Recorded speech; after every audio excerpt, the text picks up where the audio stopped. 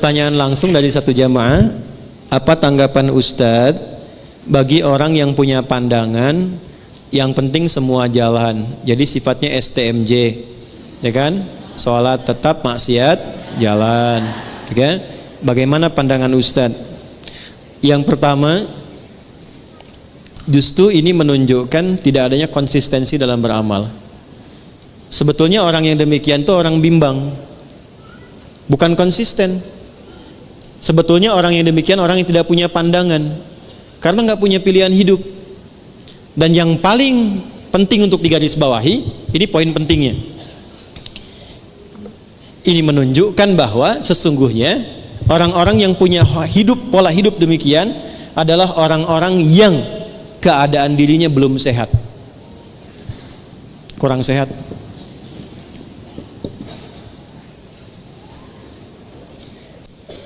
Satu, doakan. Karena yang seperti itu, kalaupun teman, didoakan dengan baik, tapi tidak dijadikan semua apa yang disampaikan sebagai pertimbangan untuk mengambil keputusan. Ingat ya? Ya, saya ulangi lagi. Tidak semua yang disampaikan tidak dijadikan sebagai pertimbangan untuk mengambil keputusan. Karena kenapa? Dirinya saja belum bisa mengatur keadaan dirinya untuk konsisten pada kebaikan. Bagaimana dia bisa memberikan masukan yang baik pada orang lain? Nah, orang yang sehat, ketika dia mengerjakan sebuah amal soleh, maka ketika benar amal solehnya, amal soleh itu otomatis akan menggerakkan tubuhnya untuk mencegah dia berbuat salah. Saya contohkan begini. Sholat amal soleh bukan? Soleh. Apa fungsi sholat? Quran surah ke-29 ayat ke-45. Innas sholata tanha anil fahsya. Kalau ada orang sholat dan benar sholatnya, itu otomatis sholat yang dia kerjakan akan memberikan pengaruh pada tubuhnya untuk mencegah dia dari berbagai tindakan-tindakan maksiat. Fahsya, maaf sekali, zina, selingkuh, LGBT, porno aksi, pornografi, itu fahsya. Mungkar, mencuri, bergosip, menuduh, merendahkan, berselisih, itu mungkar. Jadi kalau orang benar sholatnya, amal soleh lewat sholat ini, dia akan otomatis mencegah pelakunya berbuat salah.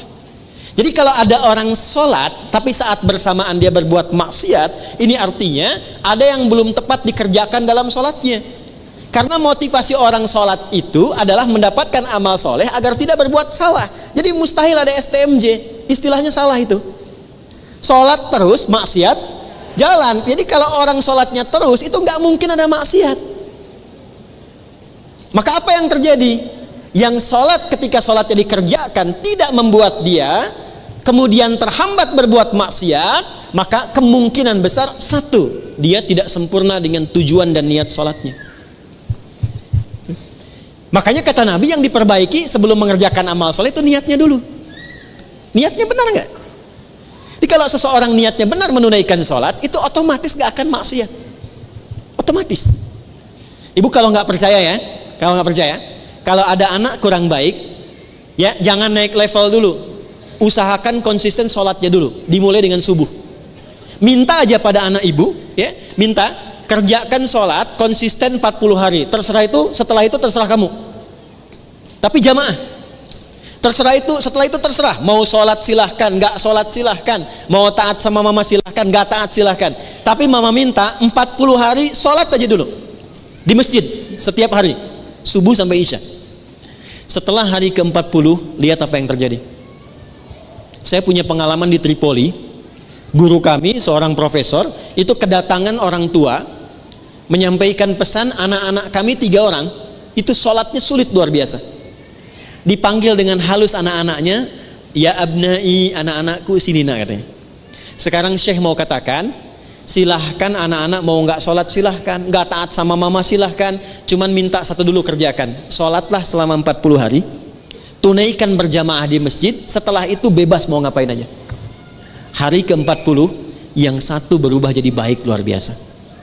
Jangankan maksiat, untuk berkata yang kurang pantas pun dia nggak punya kosakatanya. Yang kedua naik turun, kadang baik kadang tidak, kadang baik kadang tidak.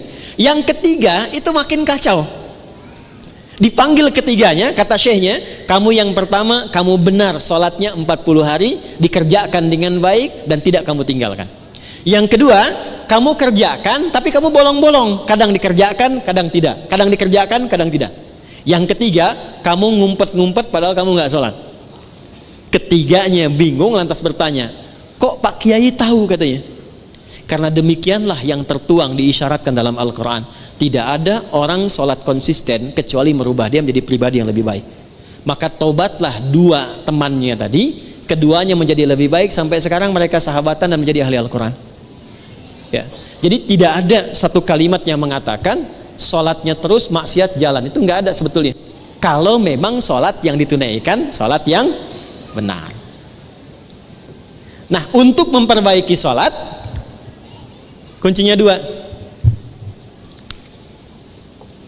Satu, izin, untuk memperbaiki sholat kuncinya dua. Satu, selalu bermohon kepada Allah untuk mendapatkan rahmatnya dalam sholat. Saya ulang ya, selalu bermohon kepada Allah untuk mendapat rahmat Allah dalam sholat. Itu ada di Quran surah ke-2 Al-Baqarah ayat 45 sampai 46.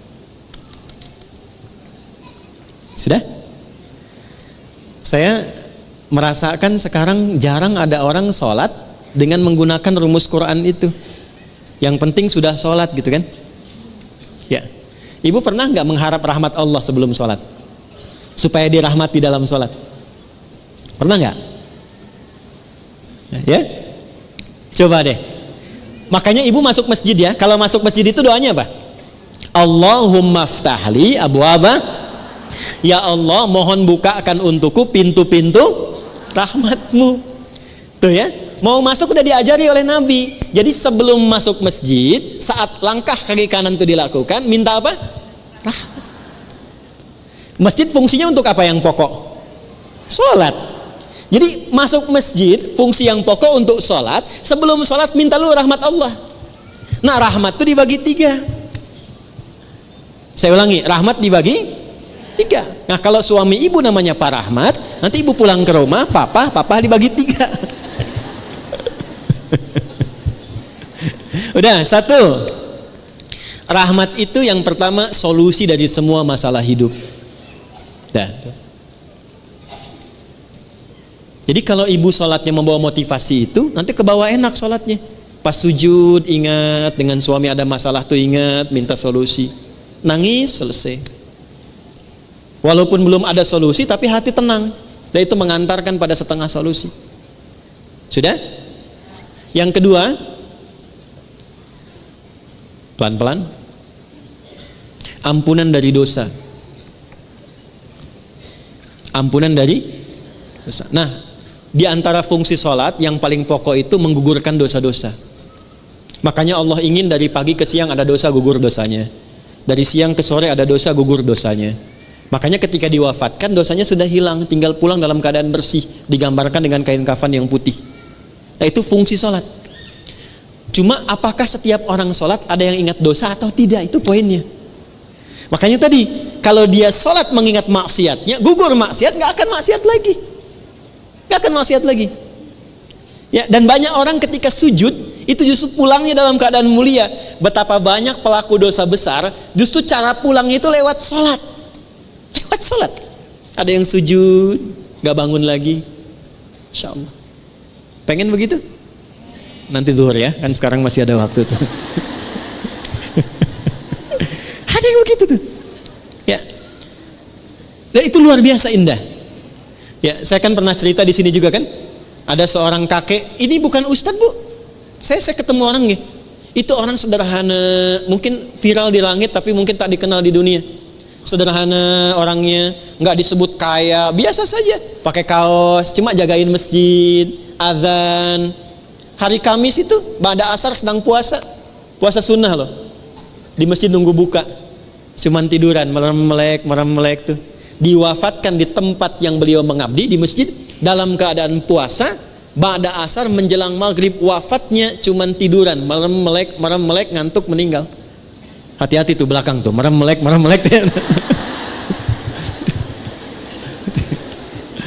2. Yang ketiga, Bagaimana caranya supaya saat sholat bisa mengingat ada kesalahan yang diampuni? Maka dibuka dengan bagian ketiga. Perhatikan bagian ketiga. Sudah? Yang pertama tadi apa? Solusi. Berarti jawaban dari doa kan? Yang kedua apa? Ampunan. Yang ketiga, rahmat itu dalam bentuk husnul khatimah. Bentuknya apa? Husnul khatimah. Kalau sudah bicara husnul khatimah artinya ingat wafat. Ingat apa?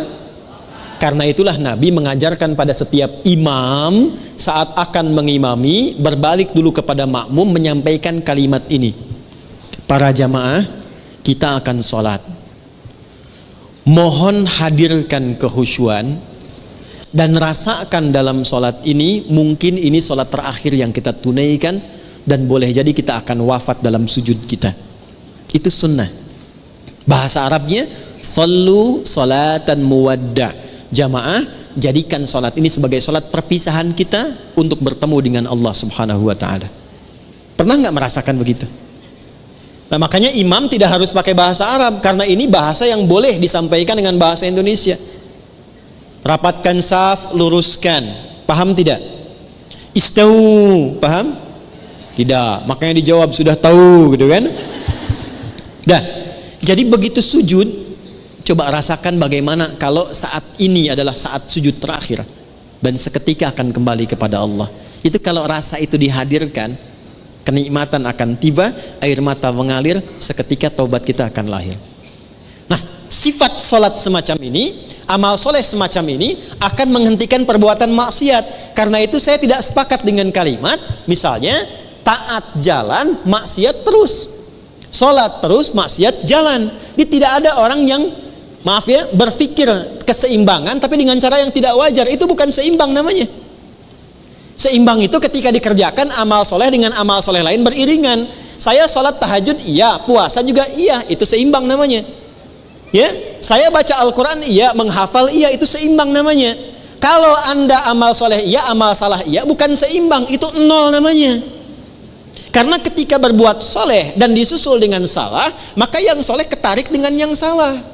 Kalau sudah keambil tidak ada amalan lagi dan nol sifatnya, itu bukan seimbang, itu hilang namanya. Tuh, kaget kan? Dan yang bahaya itu kalau solehnya ditarik semua sama yang salah, tersisa salahnya. Ini hadis Nabi. Maka dia berubah menjadi pribadi bangkrut, muflis namanya. Kalau sudah muflis, masuk neraka dulu, dicuci semua dosa baru masuk surga. Itu ada di hadis Muslim. Paham?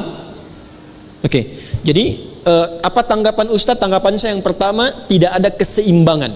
Sekali lagi, tidak ada balance antara amal saleh dan amal salah yang saat dilakukan dipandang sesuatu yang wajar dikerjakan secara bersamaan. Itu bukan keseimbangan, tapi itu sifat dari kerugian. Itu yang pertama. Yang kedua, tidak ada manusia yang selalu suci, selalu soleh selama hidupnya. Pasti pernah berbuat salah. Maka orang terbaik adalah orang yang berusaha memperbanyak amal solehnya untuk menutupi salahnya, bukan menyeimbangkan antara soleh dan salah sehingga merasakan hidupnya sejalan bersamaan. Jelas ya? Jadi kalau salah itu ditutupi dengan yang soleh, bukan ingin dijadikan sebuah kesimpulan berjalan bersamaan, itu keliru.